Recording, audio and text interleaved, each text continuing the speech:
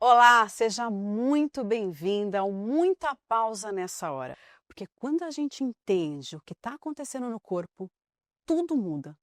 Vamos juntas?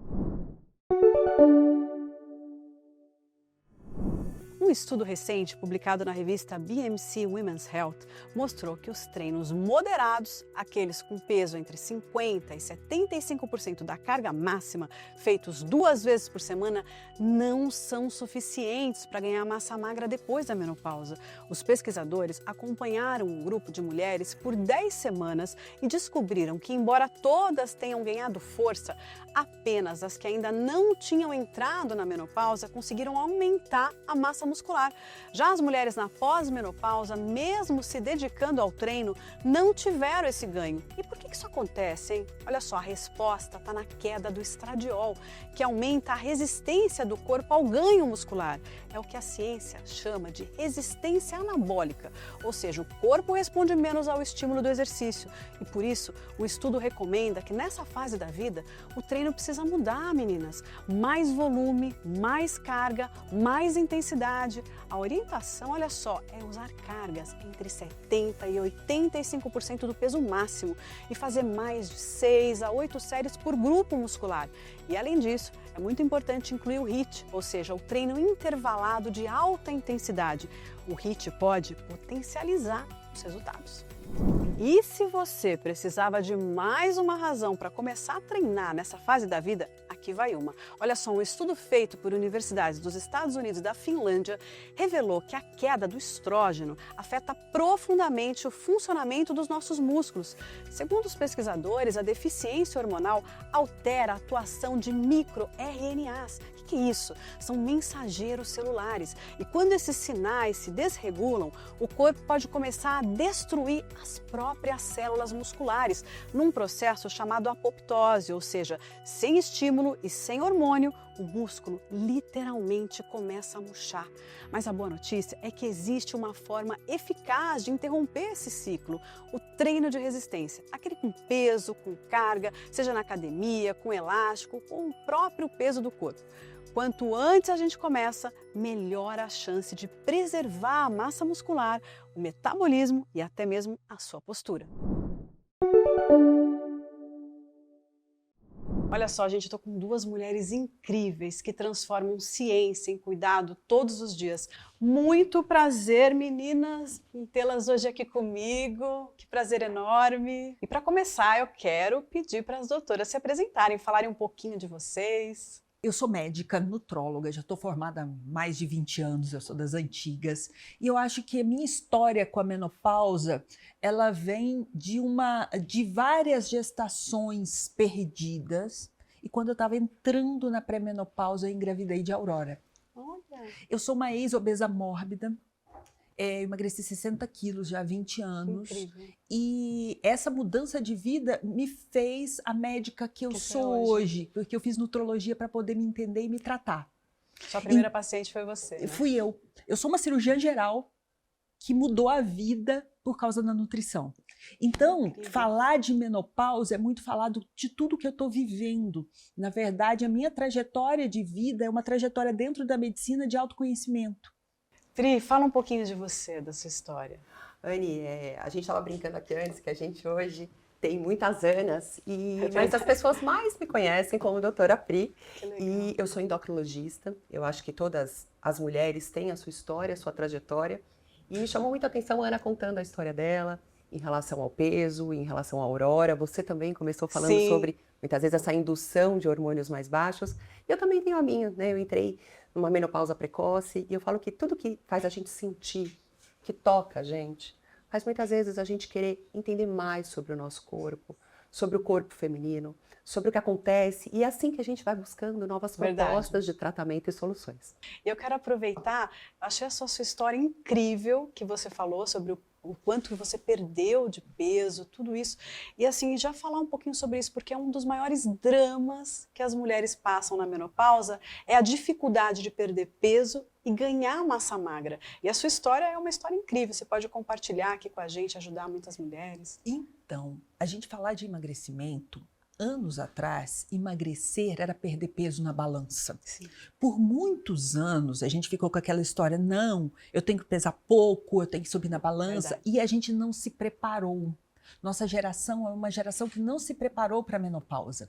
Porque hoje a gente sabe que emagrecer é ganhar músculo. Exato. Nós temos que ser mais ativas, a gente tem que ter um metabolismo mais ativo na questão muscular. Então, nós viemos de uma geração que perdia muito peso, esse peso vinha muito da perda da massa magra e a gente entrou numa menopausa sem uma reserva. Exatamente. E Sem uma reserva muscular ativa. Então, quando a gente pensa num emagrecimento e um emagrecimento grande como foi o meu, eu definhei. Eu perdi muito músculo e por muito tempo eu me escondi no meio da minha pele. Se não fosse a ajuda do meu marido, e olha, meu marido é muito mais vaidoso que eu brinquei, ele me chamava a atenção, olhando, você precisa conviver com essa pele toda? Você precisa conviver com esse corpo que não é seu, que não condiz com a tua pessoa? Aí sim que eu fui procurar tirar a pele, ajuda. E então, isso foram momentos. Eu brinco que a minha adolescência foi muito difícil, porque eu era muito obesa e eu não aprendi a me tornar bonita, a me cuidar. Você não tinha esse olhar voltado, né, para esse lado. Eu não tinha esse olhar voltado para a beleza, usar um brinco maior. Eu me escondia no meio daquela gordura e aquilo me fazia mal, porque o peso também oscilava meu padrão de humor. Se eu estava magra, eu estava feliz. Se eu engordava, eu entrava numa depressão profunda achando que eu não era capaz. Porque muita gente que quer emagrecer, eles pensam assim, nossa, eu sou tão capaz em muita coisa, eu trabalho, eu tenho minha família, mas eu não consigo emagrecer. E esse ponto... Essa frustração, né? Essa frustração é muito grande. Quando a gente olha toda essa tecnologia nova que a gente tem ao nosso favor agora, a gente pensa assim, emagrecer não é perder peso na balança. Emagrecer é fazer um estoque muscular.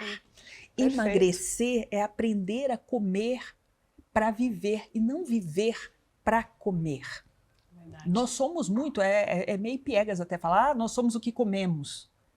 Mas isso dita muito, né? São pontos importantes, Anne, que ela está trazendo, porque a história da Anne é um pouco diferente da maior parte das mulheres, né? Porque assim, ela tem um emagrecimento anterior, teve uma perda de massa muscular, é a história de muitas pessoas, mulheres obesas, antes da menopausa, mas eu acho que trazendo para a temática do 40 a mais, do muita pausa nessa hora, a gente sabe que o corpo da mulher muda nessa fase, metabolicamente. O meu ficou totalmente lento. A gente tem uma queda de um metabolismo, a gente tem receptores hormonais, que são aquelas casinhas onde o hormônio se liga em todas, quase praticamente todas as células do nosso corpo, músculo, gordura.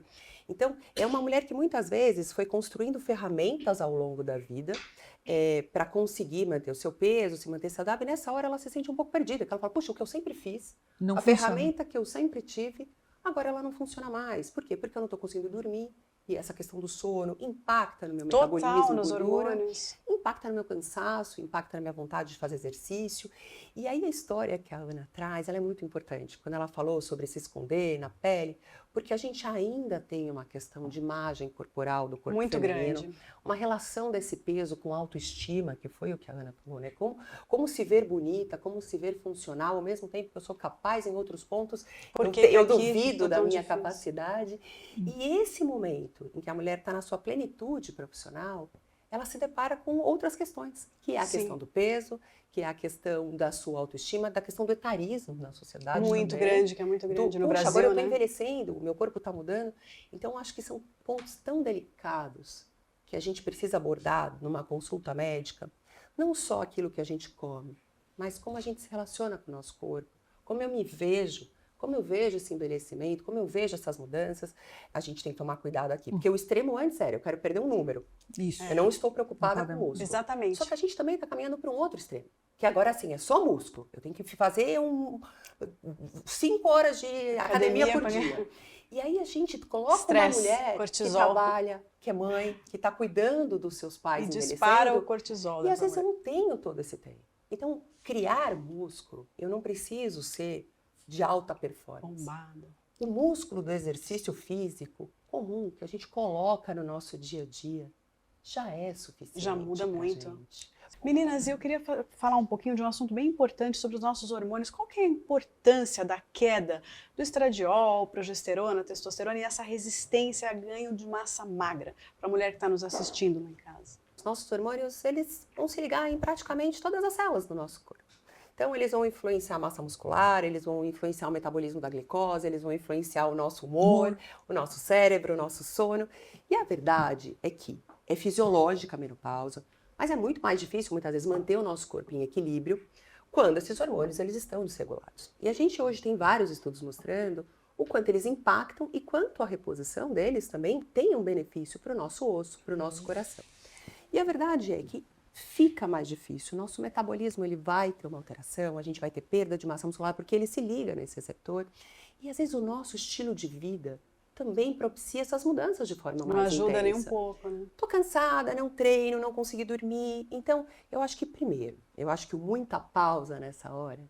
A pausa é para você se conectar com o seu corpo, é você entender o que está mudando. Importante. A gente olhar para o que está incomodando e muitas vezes, a gente está falando muito de imagem, de massa muscular, de peso, a gente está falando de saúde. Na verdade, quando eu acordo à noite, quando eu tenho um fogacho e não consigo voltar a dormir, isso tem uma consequência na minha saúde do meu coração, na saúde do meu cérebro. Então, é ter este cuidado, entender que os hormônios impactam. E antes da Ana falar, nem todas as mulheres vão poder fazer reposição.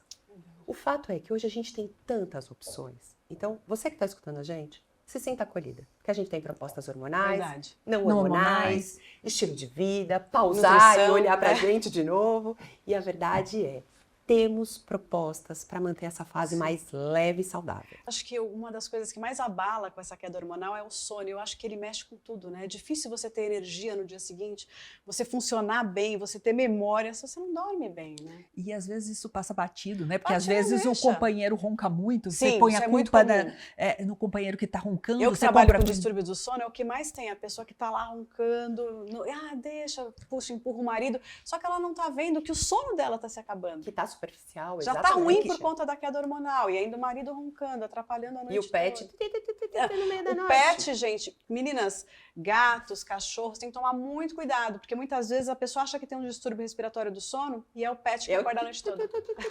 que fica. Exatamente. E a gente entender também os processos do sono, né? Que a gente só descansa quando a gente entra no REM. Sono profundo, senão No não tem sono jeito. profundo. Quando a gente entra nesse sono profundo, você pode ficar nele minutos, que normalmente a gente fica minutos. Mas eles que vão guiar, esses pequenos minutos que vão guiar toda a nossa reconstituição hormonal durante o dia. Toda. Exato. Toda. E a nossa saúde cerebral, né? Hoje, cada vez mais a gente tem estudos, Anne, eu acho que assim, da relação do sono ruim, uma quantidade menor, ou qualidade. Porque às vezes tem pessoas que vão dormir 6, 7 horas, mas tem um sono fragmentado, tem um sono superficial, com pouco sono O meu era sempre assim. Exatamente. E a gente tem essa relação do sono com o ganho de peso, pelo metabolismo mais baixo, pela perda de massa muscular e por também uma mudança de comportamento alimentar.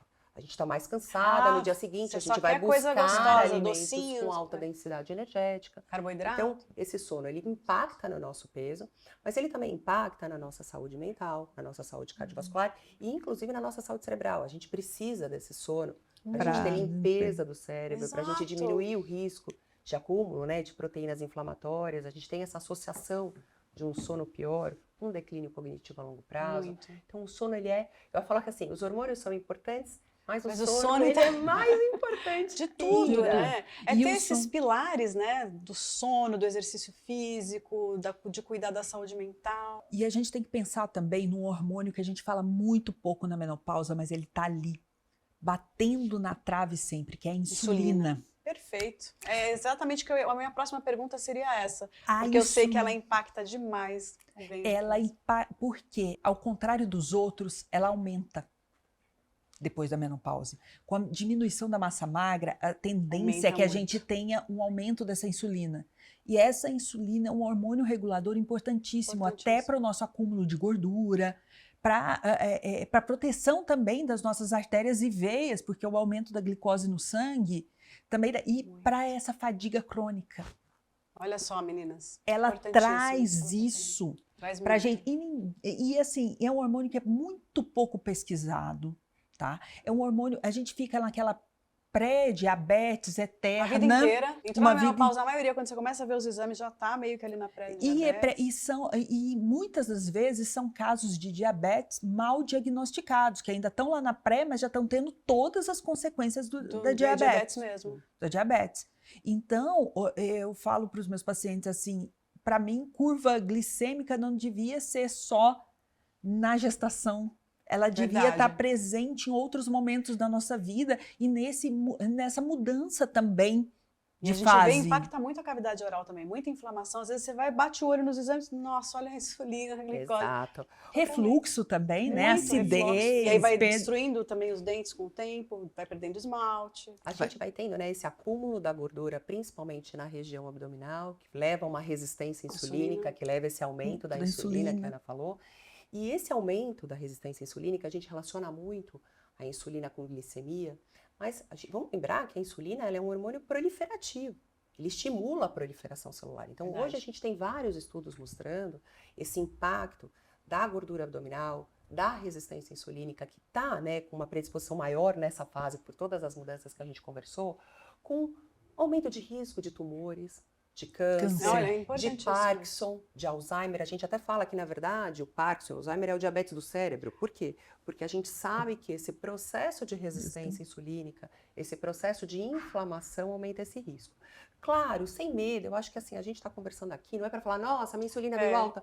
Puxa, que bom. Então, primeiro, você já entendeu o que está acontecendo com o seu corpo. Agora, como a gente vai trabalhar? Como que a gente vai tratar? No exercício, na alimentação, Isso. no sono. Isso que eu ia Então, perguntar é que às vezes, agora. quando a gente não sabe o que acontece, a gente não cuida. Exato. Então, a Com gente certeza. fazer o diagnóstico ele é muito importante, não para gerar medo, para gerar consciência e Exatamente, mudança. meninas. Não, e quando eu dou um diagnóstico de diabetes, eu falo, nossa, olha que benefício você teve, você não vai ter os problemas do diabetes no futuro. Você já Então, tá a gente tem pegando que olhar ali. o lado cheio do copo sempre. Ah, teve o diagnóstico da menopausa. Não se preocupe com isso, agora a gente pode tratar. Cuidar, tratar. A gente pode Exato. tratar. A gente tem muita tecnologia, o mundo vem mudando muito. Muito, Os tratamentos meninas. estão cada vez mais gentis e a gente tem a opção de escolha hoje. Isso que é incrível. Isso é muito interessante, porque uma pessoa pode optar por várias formas de ser tratada. Só que a gente não pode se omitir no meio disso. Não quero nada, vou deixar assim. Vou deixar assim, Na nossa época das porque nossas mães. isso impacta diretamente na nossa prevenção. Muito. Você tem que ter escolhas e tomar a iniciativa de começar por alguma delas. Então, isso é muito legal, eu acho que é isso que a gente tem que levar, eu acho que é o grande mote de hoje, eu acho que a grande frase hoje é se prevenir e investigar. E tratamentos gentis, que eu adorei. Tratamentos gentis. Verdade, Tratamentos gentis. E às vezes o tratamento a gente associa muito com medicação. Não, na verdade, quando a gente está falando, então vamos mudar o nome tratamento, propostas. Né? Então, que sejam propostas medicamentosas, quando a gente tem toda essa tecnologia a nosso favor, mas que sejam propostas de mudanças nossas. Verdade. Né? A gente está cada vez, muitas vezes, voltando ainda, porque eu adorei o que a Ana falou aquela hora, num mundo muito individual, muito sozinho.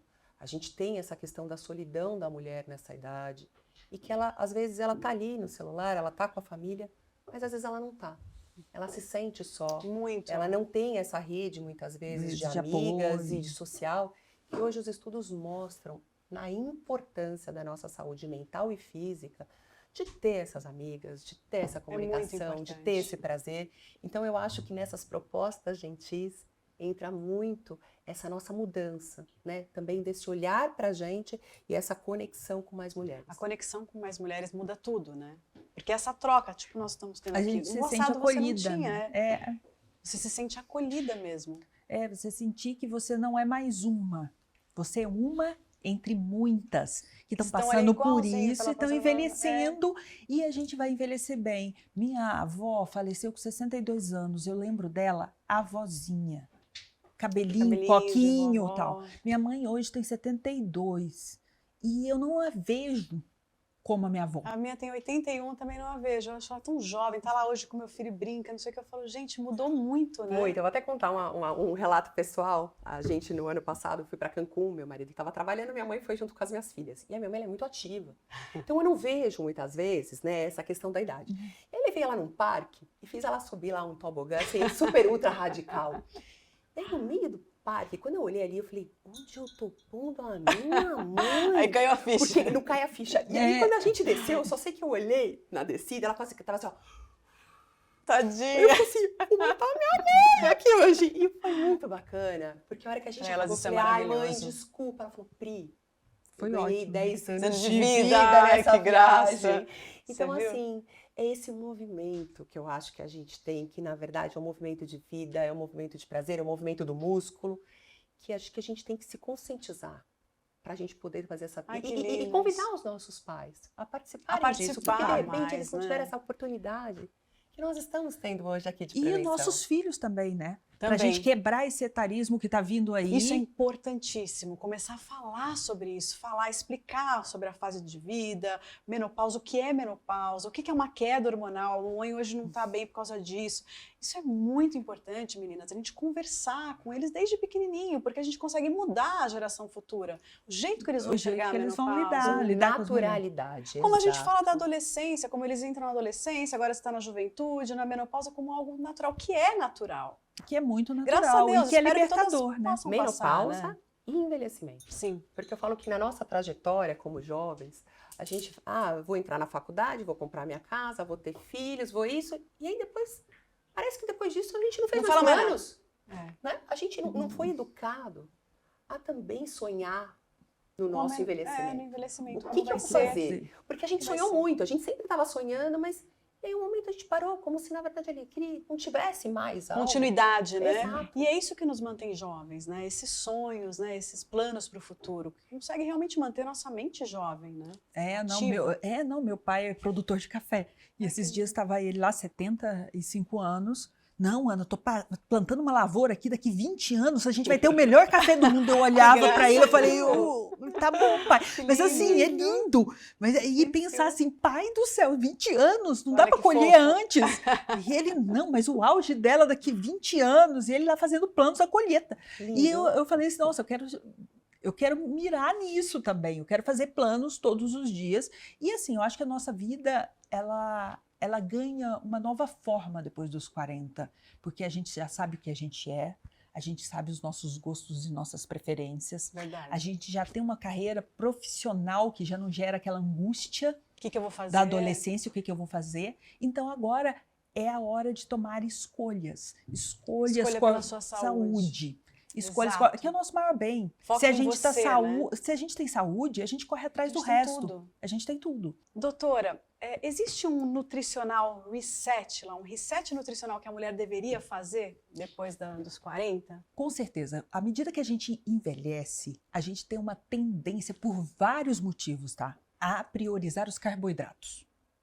Eu sei que agora está muito na onda da proteína, tal, mas cada vez mais a gente come menos. Você mesmo, dentista, sabe que a mastigação vai impactando. Totalmente. E até as nossas escolhas. E tem toda uma evolução genética que nos leva a ter muita avidez pelo carbo.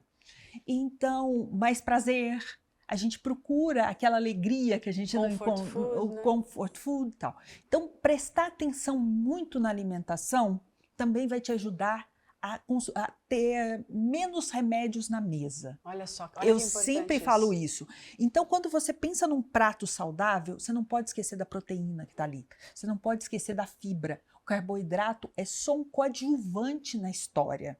Então, o pãozinho, ele não pode existir se não tiver uma carninha, um queijo dentro. Concordo plenamente. Tá? E cuidado também com esses mitos nutricionais. Leite horroroso, inflama. A gente tomou leite a nossa vida inteira. Ele não é bom para algumas pessoas, mas não para todas. Ele é fonte de cálcio, ele é um ótimo alimento para muitas mulheres que estão assistindo a gente. Então, não ter esse medo alimentar. Um alimento só não causa um dano terrível. Que as pessoas imaginam. Né? A gente É tá o nessa fase do excesso. terrorismo nutricional. A gente né? está na fase do Exatamente. terrorismo nutricional, você falou tudo. O ovo já foi de vilão Vilão a a mocinho, mocinho. Nossa, eu fiquei tão feliz com esse bate-papo. Foi incrível. Muito obrigada, doutora Ana Priscila, doutora Ana Vilela. Obrigada por esse momento. Foi um prazer receber vocês aqui, meninas, para esse tema tão fundamental, tão importante para todas nós mulheres. E você aí de casa, fica com a gente, porque em breve a gente vai trazer muita novidade nas redes sociais.